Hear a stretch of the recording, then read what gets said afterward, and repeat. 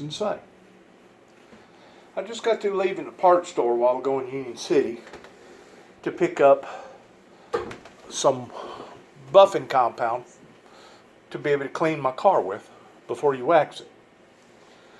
And there's a black guy in there that I've been dealing with partially this summer, and he started blabbing off a bunch of stuff about me.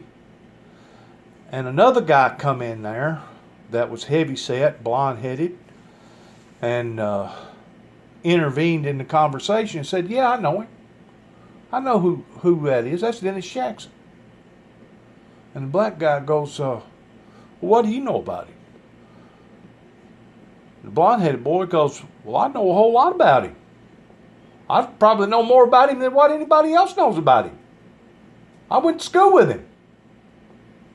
I did not recognize him from hide or hair. But what they was talking about is how that my name has been slandered.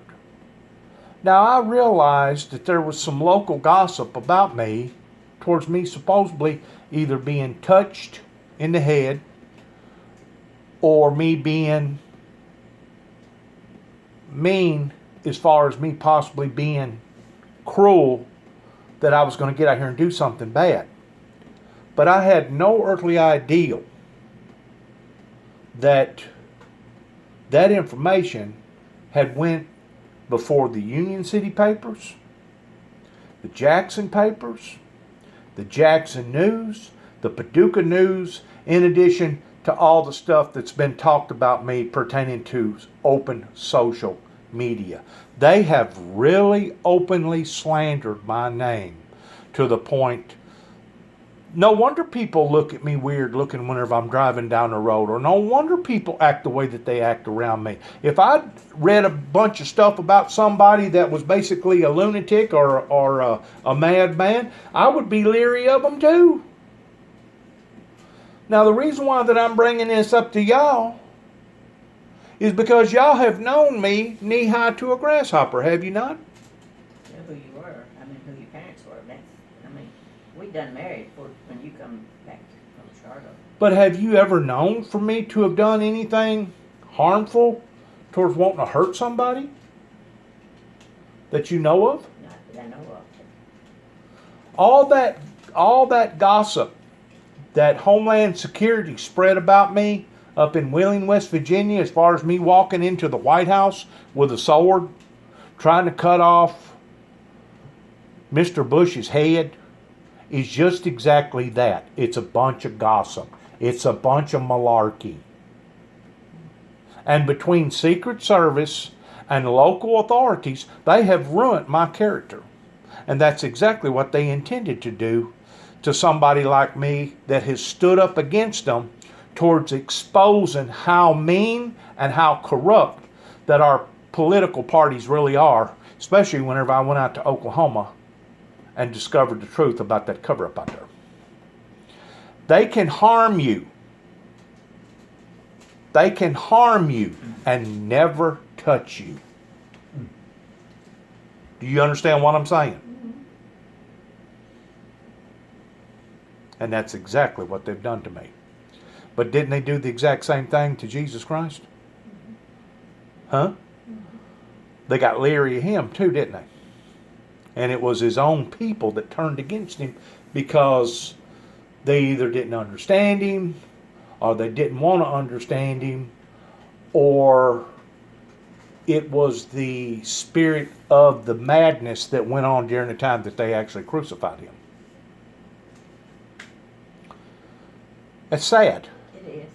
It's really sad because the good people wind up getting marked towards being bad, and the bad people end up being marked as being good. It's just the opposite of the way that it ought to be.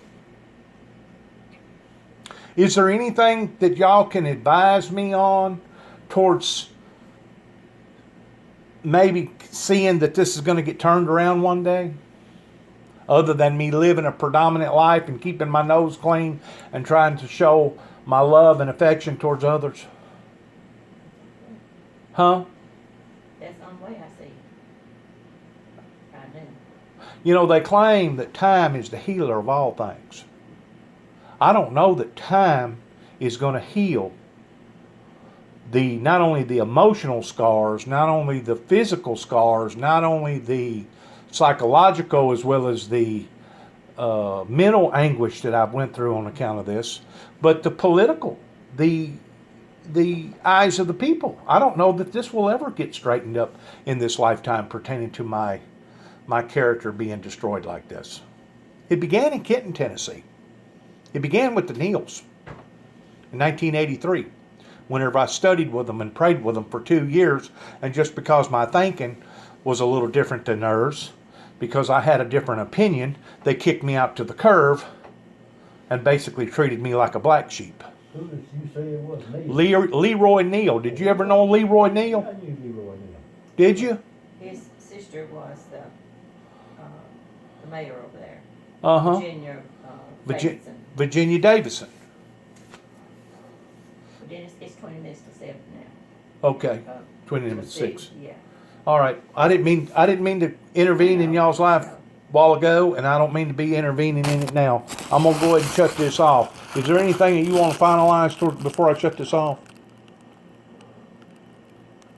In my defense.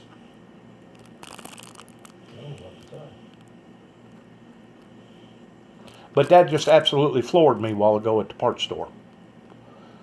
For an individual to walk in that I went to school with, of course I didn't graduate. I asked him, I said, did you ever graduate? He said, yeah, we moved off. And then I got my graduation after we moved off. But it's the first time that I've laid eyes on that boy since I was 15 years old, 14 or 15 years old. And you still don't know who he was? Yeah. Oh. Yeah, I know exactly who he was. He was a prince. I went to school at Sharon, elementary school. Gary Prince? One of the prince. He used to be blonde-headed when he Yeah. was young. Yeah, that's him. I remember him as a little boy. Yeah, that's him. He's fixing to move to Nashville Yeah. within the next month. His sister's Virginia Hayes. But to be destroyed this way, and the whole time had good intentions.